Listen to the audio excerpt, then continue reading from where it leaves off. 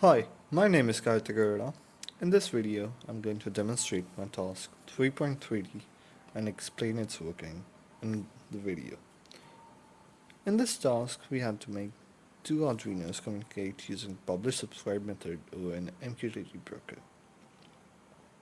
For this task, we need the following materials: an HCSR04 ultrasonic sensor, two Arduino Nano boards, an LED, a laptop, and two micro USB to USB cables. In this task, I've used the HiveMQ broker for communicating with my two Arduino Nano and sending the data over the internet using broker. For this, I've used two setups, one for the receiver module and another for the sender module. The sender module is the one with the ultrasonic sensor on it. As soon as the ultrasonic sensor detects a wave, it sends a hello message over the MQTT broker, which is received by the receiver module and then printed on the serial monitor. Let me set my Arduinos by resetting them and checking if they're working correctly.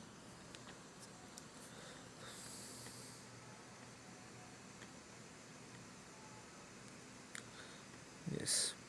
So now they're working correctly as they should. For this task, I've used subject-based filtering. This filtering is based on the subject or topic that is part of each message. The receiving client subscribes to the broker for topics of interest. From that point on, the broker ensures that the receiving client gets all the message published to the subscribed topics. In general, topics are strength with a hierarchical structure that allow filtering based on a limited number of expressions. There are other types of filtering as well, like content-based filtering and type-based filtering. MQTT decouples the publisher and subscriber spatially. To publish or receive messages, publishers and subscribers only need to know the hostname or IP and port of the broker. Another thing that should be mentioned is that MQTT is especially easy to use on the client side. In our particular case, we are using the Arduino MQTT client library for implementing the MQTT client. And that makes it a lightweight protocol for small and constrained devices. As discussed earlier, MQTT uses subject-based filtering of messages. Every message contains a topic or subject that the program can use to determine whether a subscribing client gets the message or not. To handle the challenges of a publish or subscribe system, MQTT has three quality of service levels. In our current implementation, we are using the quality of QS level 0, which means we can't decouple it by time. The most MQTT use cases deliver messages in near real time. If desired, the broker can store messages for clients that are not online. For this, however, we need a quality of service level greater than 0. It's not possible in our implementation. MQTT also works asynchronously because most client libraries work asynchronously and are based on callbacks or a similar model. Tasks are not blocked while waiting for messages or publishing a message. In certain use cases, synchronization is desirable and possible. To wait for a certain message, some libraries have synchronous APIs, but the flow is usually asynchronous. Talking further about my implementation here, security is a bit of an issue, as the messages are only distinguished on the basis of this topic name. Anyone using the same broker and who and the same topic name would also receive the messages. To counter this, we could set a client ID, and after setting that, only the particular client with the same ID as that of the one used in the broker would be able to publish the messages and rest of them would not be able to. For increasing the security a bit further, we can also use username and password, but this isn't necessarily required. In this center code, I have used Arduino MQTT client library, Wi-Fi Nano library, and defined trigger pin and echo pin. I have used the Wi-Fi Nano library to connect the Arduino Nano 33 to the Wi-Fi.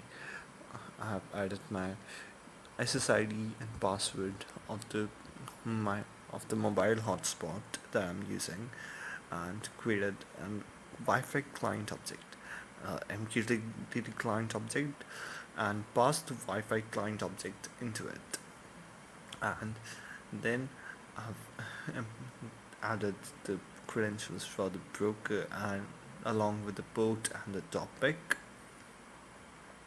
And after initializing the serial monitor, I've set the trigger pin as output and echo pin as input, and then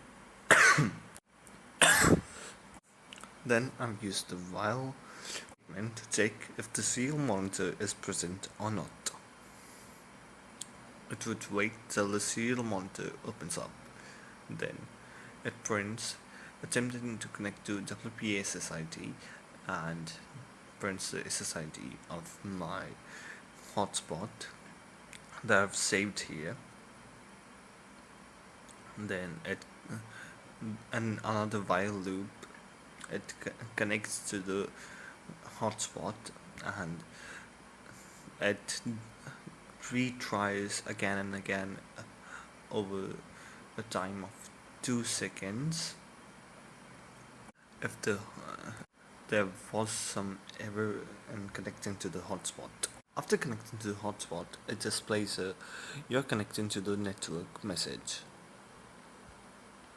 After that, it tries to connect to the MQTT broker, and it uses the MQTT client connect function and the if statement itself,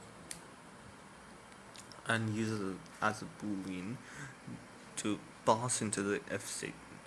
If the MQTT connection fails due to some reason, it displays the error code. The error code is stored in the MQTT client connect error function. After successful connection, it displays you're connecting to the MQTT broker. In the main loop, the MQTT client.poll function is called to keep sending the keep alive message to keep the thing updated and running smoothly. The trig pin is set to high and low alternatively to send the pulse signal, and the duration is calculated using the pulse in, and then the distance is calculated by multiplying the duration to 0.034 and dividing it by 2. Then I've printed the distance. After that, if the distance is lesser than or equal to 20, it sends a message to the MQTT broker and prints sending message to topic, the topic name, and the hello count. The count plus plus is the counter that I've set here. After a delay of 1 second, the loop function runs again. Similarly, in the receiver module, I've included Arduino MQTT client library, the Wi-Fi Nano library. The Wi-Fi Nano library is being used to connect to the mobile hotspot, and from there on, we are connecting to the MQTT client using that. In the void setup, I've included pen mode and just declared digital pen 2 as output.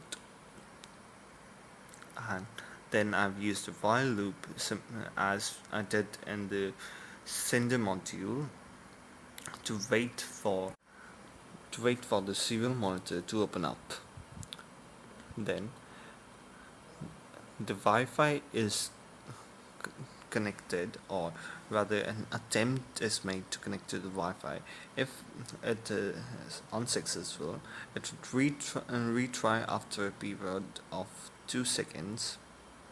After successfully connected to the network, the another attempt is made to connect to the MQTT broker, and here after we have successfully connected to the MQTT broker, we subscribe to the topic using MQttClient.subscribe.